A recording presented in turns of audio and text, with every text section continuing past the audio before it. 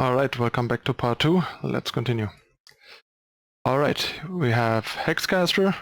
When you play a curse, draw just a sigil from your deck. Yeah, seems like mostly a limited card really, and only if you have a decent amount of curses, because the body is pretty bad. So even in limited, it doesn't seem that easy to make work. And yeah, I don't know, maybe there is like a curse heavy enough, also kind of reactive enough deck that wants this in Expedition, but I don't really see it, especially because a fair share of the curses available are either expensive or not very good on defense, like Cowardice and stuff like that. So this seems like it'll have a hard time even in Expedition. Next we have Nivea's Inquisitor. Not that great, but another like decimate player, a build around card that's also a paladin, so they're trying to kind of push Argenport decimate paladins. But the problem seems to be, to me so far, that there's just not enough strong decimate cards to sort of make it work, and all in all the payoff is just not that strong. I looked into like brewing it, but it just didn't seem that great really. But yeah, technically the card is kind of nice. Basically, if you can play it, say on turn 4, play this, then play a Decimate Power or a 1-cost Decimate spell, like the combat trick from part 1. This is a 3-cost 4/4 that will grow further, and that also masteries pretty quickly if you decimate on the next turn again before you attack, turning it into a 6/6.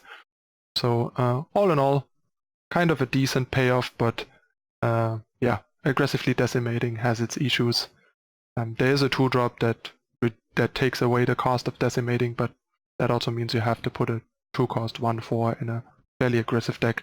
So deck seems to have some issues even in Expedition, especially because in Expedition some of the good Paladin cards are missing. So yeah, I'm pretty skeptical here. In Limited, however, if you have enough Decimate, this looks pretty good, but you really need quite a bunch of Decimate, which is the problem even in Limited. Then we have Oni Stalwart. Limited only card, 1/4 Endurance for 3. Is pretty nice as a defensive unit, and even through blocking you can get the Mastery going eventually.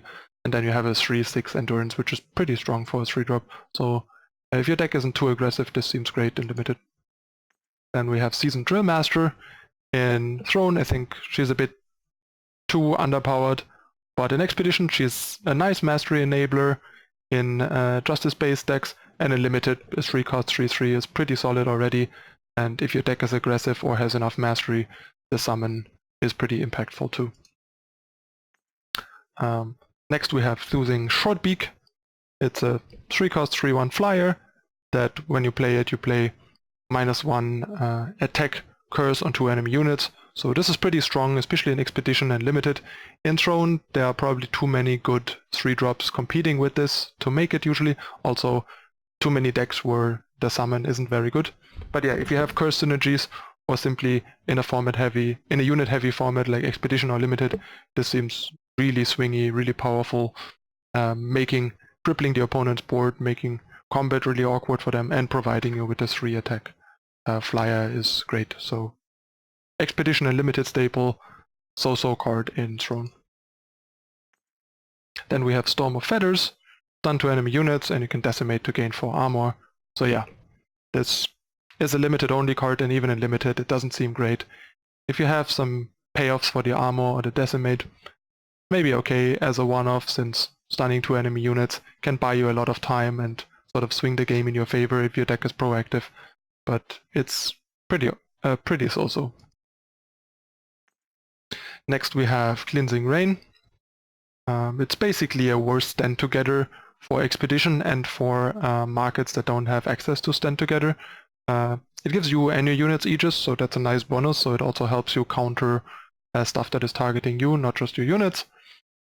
Otherwise it's just like either preemptive or reactive counter to sweeper effects, and the Decimate has a nice upside of killing curses like Permafrost or Sediti's Curse and stuff in Throne. And in Expedition it's even more important because there is no stand together, but there's still a harsh rule effect in Shenra Speaks. So all in all, a nice market tool basically. And even in limited, it seems like a decent main deck card as a one-off. Then we have Izuzi, Kodosh's Listener, the Justice Invoke card. I think the card's kind of weak. The mastery is quite high. I would argue worse than for some of the other units. It's also super fragile, like it dies to snowballs and stuff, and Vara's Favor, that's not the greatest place to be for a 4-drop. And yeah, just one of the weakest, if not the weakest, Invoke units, I would say. And I don't really see this making it into any constructed deck, be it in Expedition or in Throne. But in Limited, this is still good enough to play. Then we have Mercy of Kodosh. When the cursed player draws their second card in a turn, you draw a card. Seems pretty bad, like even the most controlling decks only have a limited amount of card draw, depending on the color combination, like Winchest, for example. It's pretty bad against. It's basically only good against primal-based control decks. And they are like... It costs 4, it costs you an entire turn, and it's also not really the angle you want to win on. Then they often have face aegis, or they just kill it. The card just seems horrible in any format, really. Then we have Mistrust. When the cursed player plays a unit, sacrifice Mistrust to play 2 3/2 Paladins. Similar problem. Your opponent can just control when this goes off. Your opponent might not even have many units, making it naturally go off really late, or the opponent just triggers it at an opportune time, plus they might have a face aegis, or they just kill it with a removal. There's so many things that can go wrong with this card. The card is just like really bad in any format, really. I guess in Limited it's kind of okay, there's no face aegis. Getting 2 3/2s for 4 is decent. The opponent has to play a lot of units, but even in Limited, if you draw it off the top later in the game, it can be pretty bad. So yeah, I would not even want to put this in my Limited deck, I think. Next we have Rentseeker. It's a 4-cost 3/3 Paladin, Mastery 6. Play a Curse of Taxation on the enemy. It's pretty weak, 4-cost 3/3, even in Limited, it's not that great. Mastery 6 means it has to survive at least 2 attacks, or needs help, and then all you get is a Curse of Taxation fairly late in the game where it doesn't really do a whole lot, so yeah, pretty meh card. Then we have Longtail Cavalry. Not a big fan of this, but it might play better in Limited than I think it does, even though 5-cost 2/1 flying is pretty weak, but it has Exalted, so if the opponent answers it and they can't fully ignore it, then your biggest unit becomes even bigger and gets flying, which is pretty strong. So it's probably at least decent and Limited, maybe more than that. Then we have H1 Vestige. Card's pretty cool actually, like even in Throne this could be interesting in some number. In Expedition this seems like a potential 4-off in the right kind of control deck, especially because it gives you additional sweepers and it gives them to you for free. It also gives you sweepers outside of Combrei colors, where you don't have access to Shenra Speaks. And 9 armor is a lot of health gain.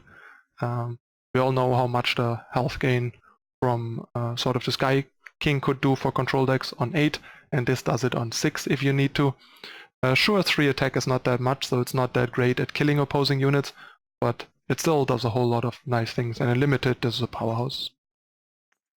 Then we have Kodosh Sees All. At the start of the cursed player's turn, play a Griffin with flying equal to the attack and health, equal to the number of curses on the cursed player and their units. So basically trying to like make a curse-based deck a thing, but most of the curses are really bad. There's a lot of blowout potential and face aegis annoyances. And then sure, you play this for 7 and maybe get like a decent sized Griffin on the enemy turn. But yeah, that's all like a lot that has to happen, and curses are just not that good to begin with, so the card seems pretty bad in any format, honestly. And last but not least, we have Soulflame Rider, another Paladin, 6/6 flying endurance, which is pretty nice.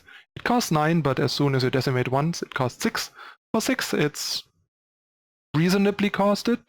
It's not great yet. I would probably not put it in my constructed deck if it was just a 6/6 flying endurance for 6 usually.